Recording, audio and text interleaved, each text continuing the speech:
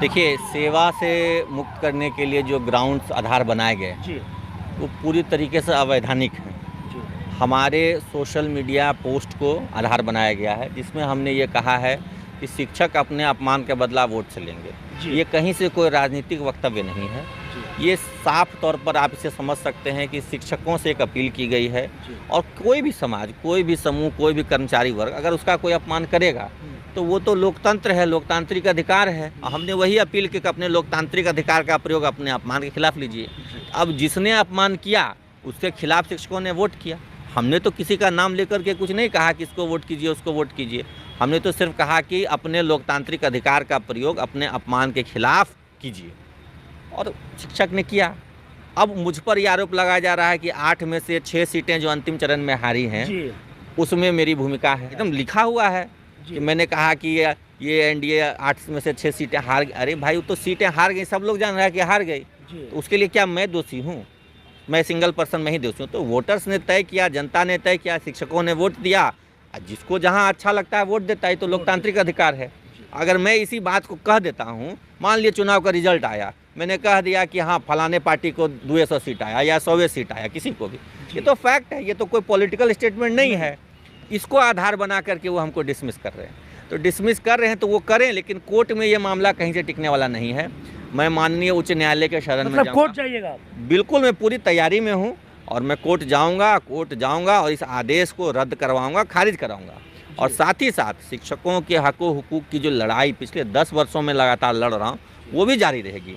शिक्षकों की जितनी समस्याएं हैं, आप अभी देखिए जो डिजिटल अटेंडेंस चल रहा है, ऑनलाइन अटेंडेंस, इससे कितनी दिक्कत हो रही है। शिक्षक विद्यालय पहुंच जा रहे हैं लेकिन उन लॉगिन नहीं कर पा रहे हैं। आवाज भी उठ रही है, परेशान हो रहे शिक्षक। तो इसके खिलाफ मैं क्यों नहीं बोलूँगा? शिक्षकों का ट्रांसफर नीति अभी फाइनल नहीं हो पा रहा है। सबको ऐच्छिक पोस्टिंग मिलनी चाहिए, सबको अपना होम ब्लॉक मिलना चाहिए, होम जिला मिलना चाहिए। उसके लिए क्या हो रहा है अभी कुछ पता नहीं चला। कमेटी गठन और 15 दिन का समय था, आज तो 21 दिन बीत गया। तो कमेटी में तो देर हो रहा है, और ये कब से हम लोग 10 साल से लड़ाई लड़ रहे हैं ट्रांसफ़र पोस्टिंग के लिए। अब जाकर के कमेटी बन रही है, और कमेटी बन के क्या होगा उस पर कोई शिक्षकों से उसमें डायलॉग ही नहीं हो रहा है। शिक्षक प्रतिनिधियों को उसमें बुलाना चाहिए था ना कमेटी को, कि जो भी शिक्षक प्रतिनिधि हैं या आम शिक्षक भी अपनी बात रखना चाहते हैं, वो आइए अमुक डेट में आकर के अपनी बात को रखिए। हमें कोई निमंत्रण नहीं है, हमसे बिना पूछे हमारे लिए नीतियाँ बन रही हैं। 6 लाख कर्मचारी हैं शिक्षा विभाग में, शिक्षक हैं, और वो तन मन लगा करके पढ़ाते हैं बच्चों को। जो समाज के निम्नतम तबके, उनके लिए एक से एक नए तरीके खोज करके पढ़ाते हैं, और उनके लिए जब कोई पॉलिसी बनाने की बात आती है तो उनसे पूछा भी नहीं जाता। इसके खिलाफ तो हम बोलेंगे। डरने की क्या बात है? इस देश जो है कि कुछ पदाधिकारियों के मनमानी रवैये से नहीं चलता है, या किसी नेता के दबाव में देश नहीं चलता है। देश चलता है संविधान से। इस देश में लोकतंत्र है। अगर लोकतांत्रिक मूल्यों की कोई हत्या करना चाहेगा, कोई पदाधिकारी हो चाहे कोई राजनेता हो, तो उसमें संविधान हमारा संरक्षक है, वो हमारी रक्षा करेगा। और इसके लिए न्यायालय उचित जगह है, वहाँ पे हम अपनी बात को रखेंगे। और हमें पूरा भरोसा है, हमने वरिष्ठ अधिवक्ताओं से भी बात की है, हमें पूरा भरोसा है कि हम लोग इस मामले में जीतेंगे। ये बर्खास्तगी का जो आदेश है ये निरस्त होगा। और साथ ही साथ जिन पदाधिकारियों ने मेरे खिलाफ गलत तरीके से आरोप गढ़त किए हैं, मनगढ़ंत आरोप गठित किए हैं, उनके खिलाफ भी मैं मानहानि का मुकदमा करूंगा। अच्छा। गलत आप झूठे मुझ पर आरोप लगाएंगे, मनगढ़ंत आरोप लगाएंगे, तो मैं तो अपनी रक्षा के लिए जाऊंगा कोर्ट। आपके इस आदेश से मेरी मानहानि हुई है, समाज में, गांव में, नाते रिश्तेदारों में एक गलत मैसेज गया कि अमित विक्रम को नौकरी से हटा दिया गया, तो मेरी मानहानि हुई ना। इस मानहानि के खिलाफ मैं तो दावा करूंगा। जब ये गलत तरीके से आपने मुझे डिसमिस किया, गलत आरोप लगा करके, झूठे आरोप लगा करके, निराधार आरोप लगा करके, तो ये तो मुद्दा बनेगा कोर्ट में। इसको हम लोग लेके जाएंगे। तो केस उन पर करेंगे जिन्होंने हमारे बर्खास्तगी के पत्र पर साइन किया, जिन्होंने हमारे जांच पत्र पर साइन किया। हमें तो जिसका आदेश हाथ में मिलेगा हम उस पर करेंगे। हमारे वीडियो मैडम ने हमारे विरुद्ध जांच अधिकारी का काम किया, उन पर करेंगे। हमारे यहाँ अनुमंडल लोक शिकायत पदाधिकारी ने जांच किया, उस पर हम केस करेंगे। हमारे यहाँ जिला शिक्षा पदाधिकारी ने हमसे सो कॉज किसी और मुद्दे पे पूछा, अपर पत्र क में कुछ और मुद्दा लिखा हुआ है। तो ये अनियमितताएं जो हैं, इस पर तो हम केस करेंगे। हर किसी को नहीं मिल सकता, ये हम लोग भी जानते हैं, लेकिन हर किसी को निकटतम, किसी को नहीं 5 किलोमीटर की दूरी मिले तो 10 किलोमीटर मिले, 15 किलोमीटर की दूरी मिले। अब ये कि 500 किलोमीटर दूर उसके घर से उसका विद्यालय कर दिए, इसमें क्या औचित्य बनता है? अरे शिक्षक की नौकरी है समाज के साथ घुल मिल कर रहनी है। हम लोग कोई पुलिस और फौजी नहीं है कि सीमा पे चले जाएं बंदूक लेकर के। हमें समाज में रहना है और एक नए समाज को गढ़ना है।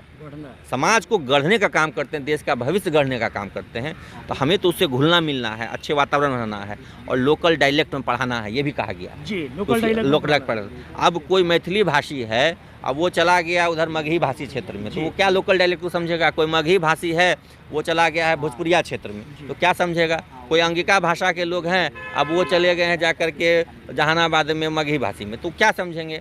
तो लोकल क्षेत्र में टीचर्स की पोस्टिंग होनी चाहिए अपने घर के आसपास, ताकि उस वातावरण को, उस माहौल को समझें, बच्चों के भविष्य को गढ़ें।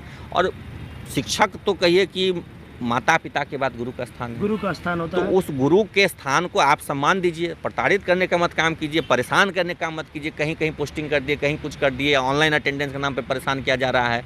शिक्षक विद्यालय पहुंच रहे हैं, वो लॉगिन नहीं हो रहा है, नेटवर्क नहीं आता, शिक्षक उसमें क्या गलती है? आप अपना नेटवर्क ठीक कराइए, नेटवर्क गड़वाइए, स्कूल में बायोमेट्रिक व्यवस्था कीजिए, क्या कोई व्यवस्था कीजिए।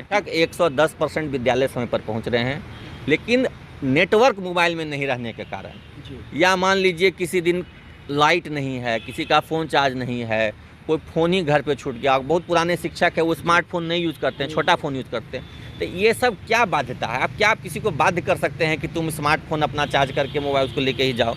किसी के घर में एक ही स्मार्टफोन रहता है, उससे उनके बच्चे ऑनलाइन पढ़ाई करते हैं, या घर परिवार में रखा रहता है, छोटा वाला फ़ोन लेकर स्कूल जाते हैं। अब आपने बाध्य कर दिया कि सब स्मार्टफोन लेके जाइए, स्मार्टफोन के लिए पैसा दिया क्या? और मोबाइल रिचार्ज के लिए पैसा दिया क्या सरकार ने? ये सब तुगलकी फरमान है और ये सब टिकेगा नहीं।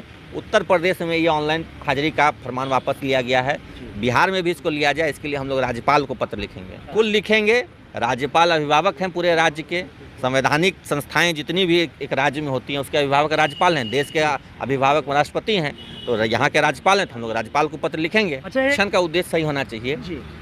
आप स्वयं जाइए, कितने प्राथमिक विद्यालयों में 5 कक्षाएं और 5 शिक्षक हैं? प्राथमिक विद्यालय में 1 to 5 की पढ़ाई होती है।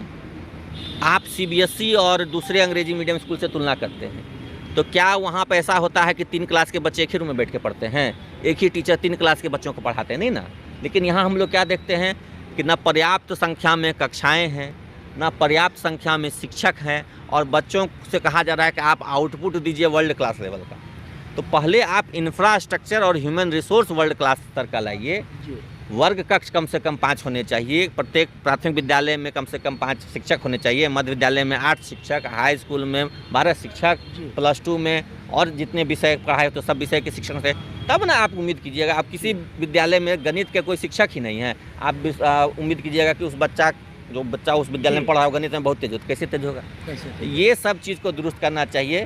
केवल शिक्षकों का शोषण करने, उनको डिजिटल हाजिरी बनवाने, तो उन पर तरह तरह का मतलब नहीं होता, एक तरह का फंसाने का जाल फेंकने से उससे नहीं होगा। आप पूरी व्यवस्था कीजिए सही से, व्यवस्था सही हो जाएगी, सब कुछ सही हो जाएगा। बिल्कुल, राजभवन को हम लोग पत्र लिखेंगे, राज्यपाल महोदय को लिखेंगे कि जो शिक्षकों की समस्याएं हैं उसको दूर किया जाए। जब उत्तर प्रदेश में ऑनलाइन हाजिरी बंद हो गई, तो बिहार में क्यों ऑनलाइन हाजिरी होगी? यहाँ भी बंद होना चाहिए।